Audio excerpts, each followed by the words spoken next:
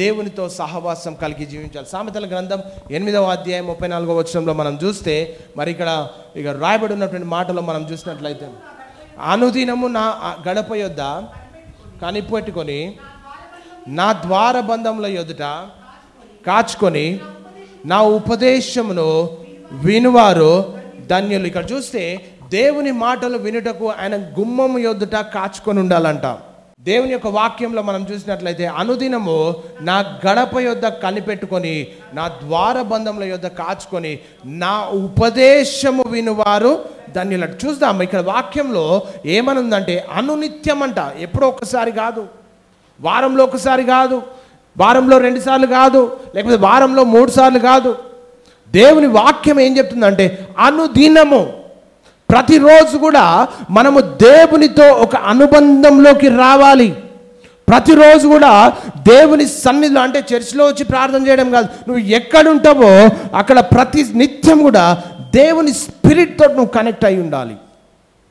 దేవునిలో ఎప్పుడైతే నువ్వు దేవుని స్పిరిట్తో కనెక్ట్ అయి ఉంటావో అప్పుడు దేవుని కార్యాలను మనం చూడగలుగుతాం. వాక్యం చెప్తుంది ఏంటంటే, అనుదినము గడప యొద్ద, అంటే దేవుని పాదాల చెంత నువ్వు మొరపెట్టాలి. మనం చూస్తే మన ముందు పెద్ద పెద్ద దుర్గాలు ఉంటాయి, మన ముందు పెద్ద పెద్ద స్ట్రాంగ్ హోల్స్ ఉంటాయి మన ముందు. అవన్నీ ఎట్లా పడగొడతాం మనం? మనకున్నటువంటి న్యాచురల్ పవర్ తోటి, లేక మనకున్నటువంటి శారీరకమైనటువంటి శక్తితోటి అవన్నీ పడగొట్టలేము మనం. ఆ సామర్థ్యం మనకు ఉండదు. ఎప్పుడైతే దేవుని యొక్క సన్నిధి, దేవుని యొక్క ప్రసన్నత మనం పొందుకుంటామో, ఆయన అభిషేకము ద్వారా ఆ దుర్గములు మన ఎదుట పడిపోతాయి. ఎంత పెద్ద బలవంతులు మన ఎదుట నిలబడినా నీ సహవాసము దేవునితో ఉంటే అనుదినము దేవుని గడప యొద్ద కనిపెట్టుకోవాలి. అంటే దేవుని పాద సన్నిధిలో నువ్వు మొరపెడుతూ రావాలి. దేవుని పాద సన్నిధిలో మొరపెడుతూ వచ్చినప్పుడు మాత్రమే దేవుడు మన జీవితంలో కదిలించబడతాడు. దేవుని మాటలు వినుటకు ఆయన గుమ్మము దగ్గర కాచుకొని ఆశ్చర్యమైన సంగతులు పొందుకోవడానికి నీ హృదయము దేవుని సన్నిధిలో తృష్ణగొనే రీతిగా నీ యొక్క మనసు సిద్ధపడి ఉండాలని 119వ కీర్తన 18వ వచనంలో మనం చూస్తే, ఇక్కడ రాయబడినటువంటి మాటల్లో చూస్తే 119:18 వచనం, నేను నీ ధర్మశాస్త్రమునందు ఆశ్చర్యమైనటువంటి సంగతులను చూచినట్లు నా కన్నులు తెరువు. అంటే ఆ దుర్గములు, నీ ఎదుట నిలబడిన ఆ దుర్గములు పడద్రోయబడాలి అంటే నీ ఆత్మీయమైనటువంటి నేత్రాలు తెరవబడితేనే తప్ప దేవుని మర్మాలను మనము చూడలేం. దేవుని స్వరాన్ని నువ్వు వినాలంటే, దేవునితో ఒక సహవాసము నీకు ఉన్నప్పుడు మాత్రమే దేవుని స్పిరిట్తో ట్యాప్ ఇన్ అవుతావు, అంటే అనుసంధానం కలిగి. లోకంలో అనేక గ్రంథాలు ఉన్నాయి. ఏ గ్రంథానికి కూడా పరిశుద్ధ గ్రంథం అని లేదండి. దేవుని వాక్యం, కీర్తనకారుడు మనకు చెప్తుంది ఏంటంటే, నీ ధర్మశాస్త్రం అంటే దేవుని వాక్యము. దీంట్లో ఉన్నటువంటి ఆశ్చర్యకరమైనటువంటి విషయాలు నువ్వు చూడాలంటే నీ ఆత్మీయ నేత్రములు తెరవబడాలి. అట్లాంటి గ్రంథాన్ని ఒక సామాన్య పుస్తకం వల్ల, న్యూస్ పేపర్ లెక్క చదివితే అది మనకు ఎన్నటికీ కూడా అర్థము కాదు. ఆ జ్ఞానము, పరిశుద్ధ గ్రంథాన్ని అర్థం చేసుకోవడానికి ఏ మాత్రం కూడా మన సొంత జ్ఞానము పనిచేయదండి. మన ఆత్మీయ నేత్రంలో, ఆత్మీయమైనటువంటి మనసు తెరవబడితేనే, మన మనోనేత్రంలో తెరవబడితేనే కానీ దేవుని వాక్యం అర్థం కాదు.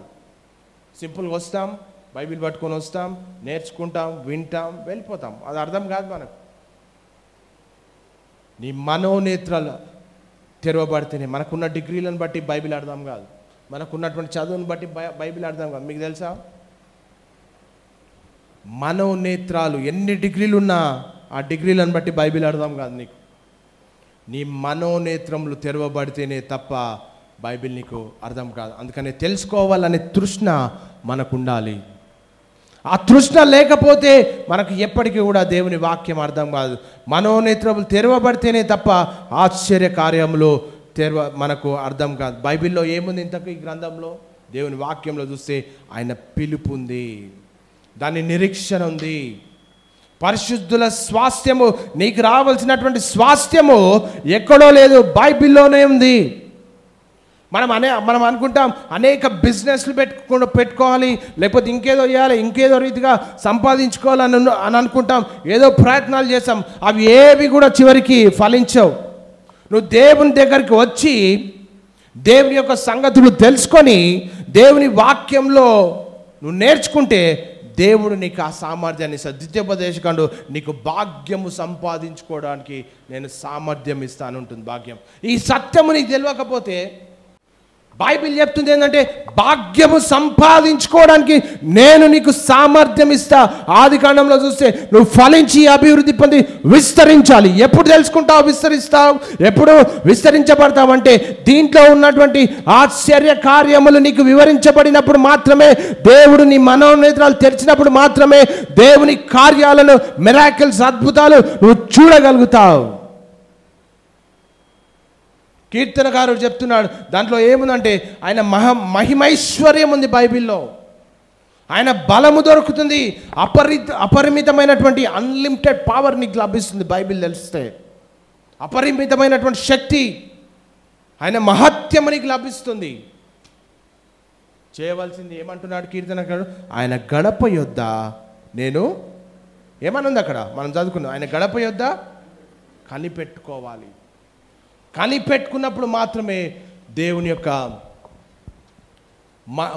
మహదైశ్వర్యము మనకి ఇవ్వబడుతుంది. ఎఫెసీలకు రాసిన పత్రిక 1వ అధ్యాయం 17వ వచనంలో, మీ మనోనేత్రములు వెలిగింపబడినందున ఆయన మిమ్మల్ని పిలిచిన పిలుపు వలన ఆయనను నిరీక్షణ ఎట్టిదో, పరిశుద్ధులలో ఆయన స్వాస్థ్యం యొక్క మహిమైశ్వర్యం ఎట్టిదో, ఆయన క్రీస్తునందు వినియోగపరిచిన బలాతిశయమును బట్టి విశ్వసించు మనయందు ఆయన చూపుచున్న తన శక్తి అపరిమితమైనది, దానికి లిమిట్ లేదు. అన్లిమిటెడ్ బ్లెస్సింగ్స్ దేవుడు ఇవ్వడానికి ఉన్నాడు. అపరిమితమైనటువంటి శక్తి దేవుడికి ఇవ్వడానికి. చూడండి ఆ వాక్యం చూడండి, ఏమన్నది అక్కడ, ఆయన మిమ్మల్ని పిలిచిన పిలుపు వలన ఆయన నిరీక్షణ ఎట్టిదో, పరిశుద్ధులలో ఆయన స్వాస్థ్యం యొక్క మహిమైశ్వర్యం ఎట్టిదో, ఆయన క్రీస్తు నందు వినియోగపరచిన బలాతిశయమును, క్రీస్తుకు ఏ బలం ఇచ్చాడో వినియోగపరిచిన బలాతిశయమును బట్టి విశ్వసించు. నువ్వు విశ్వసిస్తే, నువ్వు నమ్మితే, నువ్వు ఆచరిస్తే ఆయన చూపుచున్న తన శక్తి యొక్క అపరిమితమైన మహత్యం ఎట్టిదో మీరు తెలుసుకుంటారంట. మన కన్నులు తెరవబడితేనే తప్ప ఆయన గ్లోరియస్ మహిమైశ్వర్యము మనకు కనిపించదు. మనం ఎంతసేపు కూడా మన సాయశక్తుల మీద మనం ఆధారపడడానికి మనం చూస్తుంటున్నాం. మనం ఎంతసేపు కూడా మన శక్తి మీద మనం ఆధారపడాలని చూస్తుంటున్నాం. మన శక్తితోటి మనం సాతాను శక్తులను ఏ విధంగా ఎదుర్కొంటాం? మన మనోనేత్రములు తెరవబడాలంటే ఈ పరిశుద్ధ గ్రంథంలో ఉన్నటువంటి అంటే ఆయన గవిని యొద్ద మనము కనిపెట్టుకొని ఉండాలి. ఆయన గవిని యొద్ద మనం కనిపెట్టుకొని ఉన్నట్లయితే నేను పాటించాలి. ఒక రాజు, ఉన్నతమైన స్థితిలో ఉన్నటువంటి రాజు ప్రార్థిస్తుంటున్నాడు.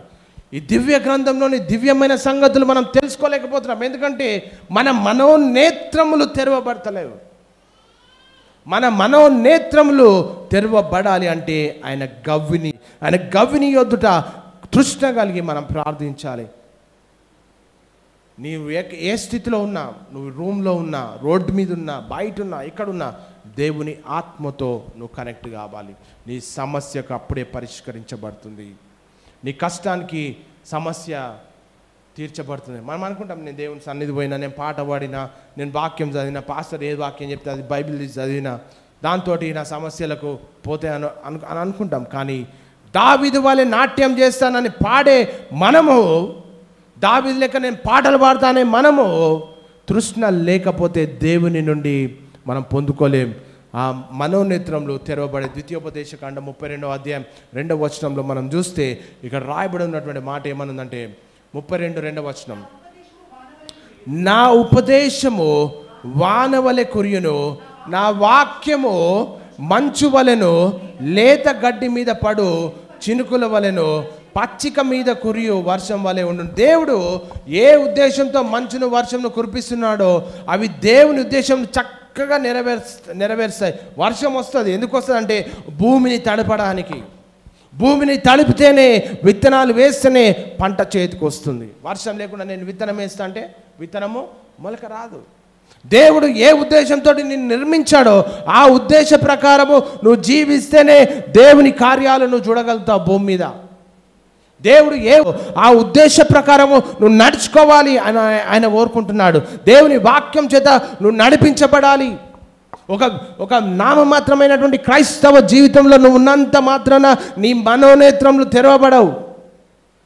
నీ మనోనేత్రములు తెరవబడాలి అంటే దేవుని ఉపదేశము వానవలె కురుస్తున్నప్పుడు, వాక్యము మంచు వలె లేత గడ్డి మీద పడు చినుకుల వలె పచ్చిక మీద ఎట్లా పడుతుందో, ఏ రీతిగా వర్షం వస్తుందో, వాక్యము నీ జీవితంలో విత్తబడుతున్నప్పుడు ఆ వాక్యాన్ని విని ఆ వాక్య ప్రకారం నువ్వు నడుచుకున్నప్పుడు మాత్రమే దేవుని కార్యాలను నువ్వు చూడగలుగుతావు.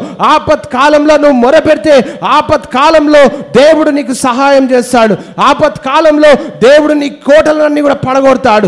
ఏ సమస్య నిన్ను ఇబ్బంది పెట్టినా, ఏ కష్టంలో నువ్వు వెళ్ళినా, ఆపత్ కాలంలో దేవుని తట్టు చూస్తున్నప్పుడు నీ మనోనేత్రములు తెరవబడతాయి. ఎప్పుడంటే ఆయన గవిని ఎదుట నువ్వు ప్రార్థన చేసినప్పుడు. వర్షము మంచు ఆకాశం నుండి వచ్చి భూమిని ఏ రీతిగా తడుపుతాయో, వర్షము నీ జీవితంలో మరి దేవుని వాక్యము నీ జీవితంలో విత్తబడుతున్నప్పుడు, దాంట్లో మునిగి తేలినప్పుడే దేవుని కార్యాలను నువ్వు ఈ భూమి మీద చూడగలుగుతావు. మనలో ఉన్న అహం వెళ్ళిపోతుంది, మనలో ఉన్న గర్వం వెళ్ళిపోతుంది. దేవుని శక్తి మనల్ని ప్రభావితం చేస్తుంది.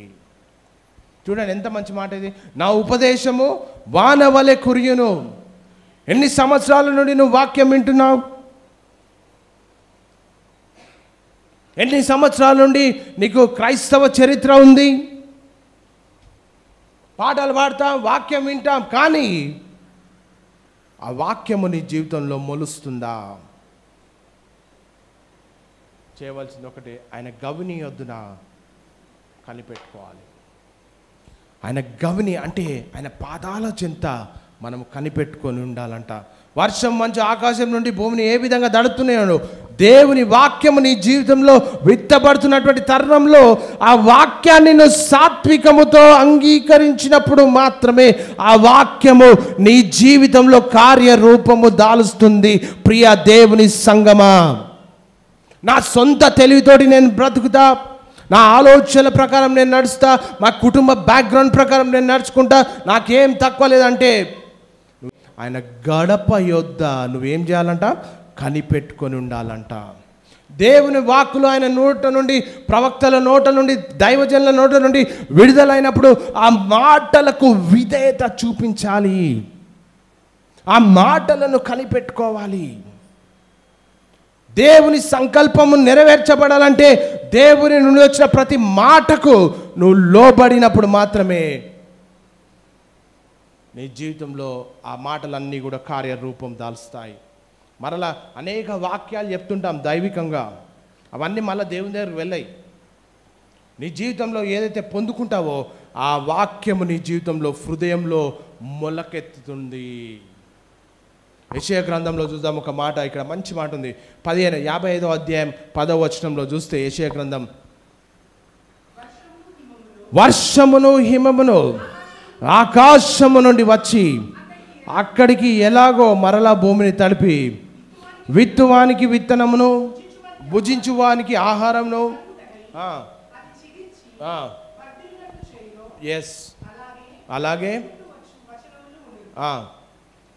నా నోట నుండి వచనమును, వాక్యము విత్తబడింది. వాక్యం మరలా దేవుని దగ్గర పోతుందా? ఉద్దేశంతో వాన భూమికి రావాలి.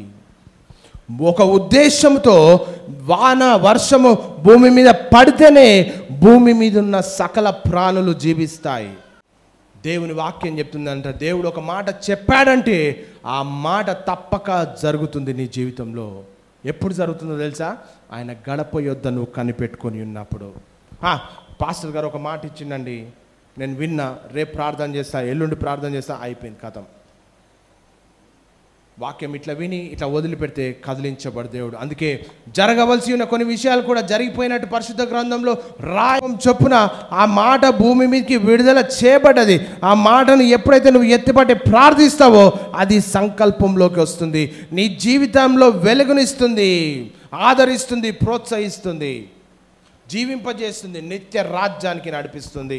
ఈ లోకంలో ఎన్ని గ్రంథాలున్నా అవన్నీ మీ దివ్య గ్రంథానికి సాటి లేదు. దేవుని వాక్యము నీ జీవితంలో విడుదల చేయబడిందంటే ఆ మాట నీ జీవితంలో నెరవేర్చబడాలంటే ఇక్కడ రాస్తుంది 8:34 సామెతలు, అనుదినము నా గడప యొద్ద కనిపెట్టుకొని, నా ద్వార బంధముల యొద్ద కాచుకొని, నా ఉపదేశములను వినువారు ధన్యులు. ఆదివారం చర్చికి వస్తే ధన్యుడు అని రాయలే బైబిల్లో.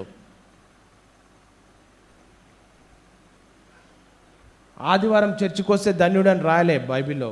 ఆదివారముతో పాటు అనుదినము ఆయన గడప యొద్ద కనిపెట్టుకొని, నా ద్వార బంధముల యొద్ద కాచుకొని ఉపదేశము వినువారు ధన్యులు. ఆయన సన్నిధిలో ఒక దినము గడుపుట 1000 దినముల కంటే శ్రేష్టం. ఇక ఆయన గుమ్మం యొద్ద కాచుకొని కనిపెట్టుకొని ఉంటే శత్రువులు సైన్యము నీ ముందు పడద్రోలబడతాయి. నీ జీవితంలో దేవుని కార్యాలను చూడాలంటే గడప, చెప్పండి పక్కవారితో, గడప. సింపుల్. ఆయన గడప యొద్ద కాచుకొనుండు. ఆయన గడప యొద్ద కాచుకొని ఉంటే దేవుడు నీ జీవితంలో కార్యాలు చేయడం మొదలు పెడతాడు. అంతేకాకుండా మనం ఎన్ని ప్రయత్నాలు చేసినా దేవుని వాక్యం మనకేమిస్తుందో తెలుసా? తెలివినిస్తుంది. దేవుని వాక్యము జ్ఞానాన్ని ఇస్తుంది. దేవుని వాక్యము మనము దేవుడు ఏర్పాటు చేసినటువంటి గమ్యానికి నడిపిస్తుంది. యెషయా గ్రంథం 11వ అధ్యాయం 2వ వచనంలో మనం చూస్తే అక్కడ రాయబడి ఉన్నటువంటి మాట ఏంటంటే 11:2 యెహోవా ఆత్మ జ్ఞాన వివేకములకు ఆధారమగు ఆత్మ. యెహోవా ఆత్మ ఏందంట? జ్ఞానాన్ని ఇస్తుంది. 12వ అధ్యాయం 11:2 యెషయా గ్రంథం 11వ అధ్యాయం 2వ వచనం, యెహోవా ఆత్మ జ్ఞాన వివేకములను ఆధారమగు ఆత్మ ఇస్తుంది. యెహోవా ఆత్మ జ్ఞాన వివేకములకు ఆధారమగు ఆత్మ, ఆలోచన బలములకు ఆధారమగు ఆత్మ, తెలివిని యెహోవా ఎడల భయభక్తులను పుట్టించు ఆత్మ అతని మీద నిలుచును. నీ మీద ఏంటంట? దేవుని ఆత్మ వివేకములను ఆధారమగు ఆత్మ, ఆలోచన బలములను ఆధారమగు ఆత్మ, తెలివిని యెహోవా యందు భయభక్తులను పుట్టించు ఆత్మ అతని మీద నిలిస్తే, నీ మీద దేవుని ఆత్మ నిలబడితే, నీ మీద దేవుని శక్తి ఉంటే, నీ మీద దేవుని అభిషేకం ఉంటే, నీ మీద దేవుని యొక్క బలం ఉంటే, నీ మీద దేవుని మహిమ ఉంటే, ఎంత పెద్ద యోధుడు నీ ఎదుట నిలబడినా మరి నేర్చుకోవడానికి నీవు సిద్ధమా? నేర్చుకుంటకు యేసయ్య ముందు మనం కూర్చుంటే ఆయన తన పరిశుద్ధాత్మతో మనకు జ్ఞానాన్ని దయచేస్తాడు. ఈ రాత్రికాల సమయంలో శ్రమల పాలు ఎందుకు అవుతున్నామంటే, సాతాను మనతో ఎందుకు చెలగాట మారుతుందంటే, సాతాను అనేక రీతులుగా మనల్ని ఎందుకు బంధకాలలో పట్టి పీడిస్తుందంటే, దేవుని వాక్యము, దేవుని ఆత్మ మన మీద లేకపోవడంతో. యేసు ప్రభు కూడా ఏం అతీతుడు కాదు సమస్యకు. ఈ లోకాన్ని సృష్టించిన సృష్టికర్త కూడా ఏం అతీతుడు కాదు. యేసు ప్రభును కూడా సాతాను శోధిస్తే యేసు ప్రభు ఏం చేసిండు? వాక్యము తీసుకొని జవాబు చెప్పిండు. నీకు వాక్యమే తెలియకపోతే ఏ ఆత్మ నీ మీద ఉన్నట్టు? ఇప్పుడు మనకు వివేకము, దేవుని వాక్యం ద్వారా మనకు వివేకం వస్తుంది, మరి ఆలోచన వస్తుంది, దేవుని బలము ప్రసాదిస్తాడు దేవుడు. యెహోవా యందు భయము, భక్తి మనకు లభిస్తుంది వాక్యం నేర్చుకున్నప్పుడు, ఆయన గడప యొద్ద మనం కాచుకొని ఉన్నప్పుడు. దేవునితో సాన్నిహిత సంబంధం మనకు దినదినం వెళ్తుంది. దేవునితో నువ్వు అంటు కట్టబడితేనే తప్ప దేవుని కార్యాలను మనం ఈ భూమి మీద చూడలేము.